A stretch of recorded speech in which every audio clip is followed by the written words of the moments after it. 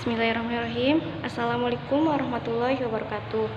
Saya Reni Anissa dari kelas PAIC ingin menjelaskan tentang maslahah mursalah. Maslahah mursalah menurut bahasa berarti maslahah sama dengan manfaat, baik dari segi lafal maupun makna. Sedangkan secara istilah terdapat usul fikih, tetapi seluruh definisi tersebut mengandung esensi yang sama.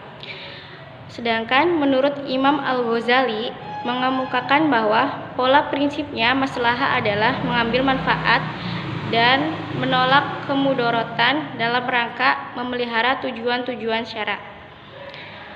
Jadi, maslahah mursalah adalah suatu kejadian yang syara' atau ijma' tidak menetapkan hukumnya dan tidak pula nyata dan ada ilat yang menjadi dasar syara' menetapkan suatu hukum, tetapi ada pula suatu yang munasabah untuk kemaslahatan dan kebaikan umum.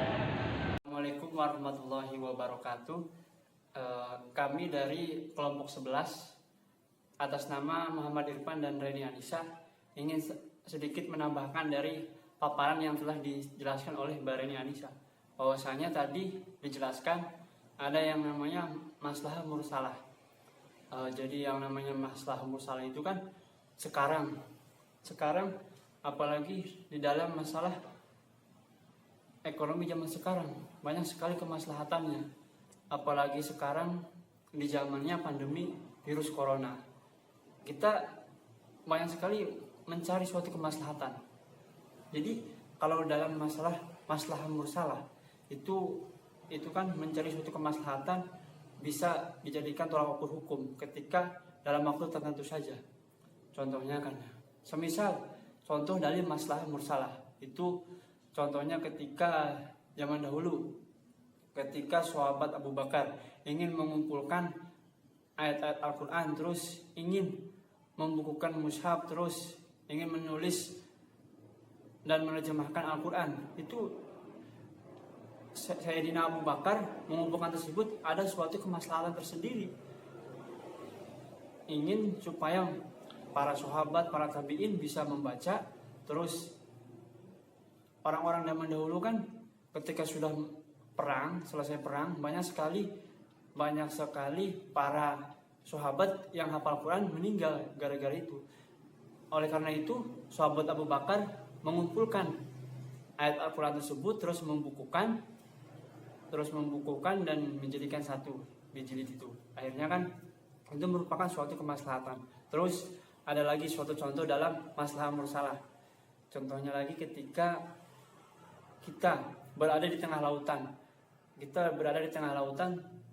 Terus tiba-tiba dalam lautan tersebut ada kapal yang besar, terus tiba-tiba kapal tersebut goyang-goyang karena berat sekali muatannya. Akhirnya para nahkoda kapal dan penumpang tersebut, awak kapal tersebut menjadi berat.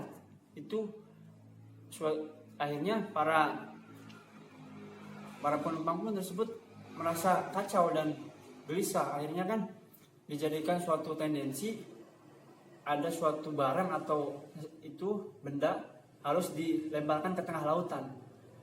Itu dijadikan suatu maslahah. Itu suatu contoh maslahah. Ketika barang ada yang dicemplungkan ke laut, itu bisa menjadi kapal menjadi stabil kembali. Itu merupakan suatu kemaslahatan untuk mencapai kebaikan bersama. Jadi yang intinya kalau maslahah mursalah itu mencari suatu kemaslahatan ketika suatu masalah yang rumit, akhirnya ada jalan keluar, itu bisa menjadi suatu tendensi hukum. Mungkin cukup sekian dari kami dari kelompok 11 atas nama Muhammad Irfan dan Reni Anissa. Mohon maaf sebelumnya karena banyak sekali kekurangan. Kalau ada kesalahan itu dari kami sendiri, kurang lebihnya mohon maaf. Wassalamualaikum warahmatullahi wabarakatuh.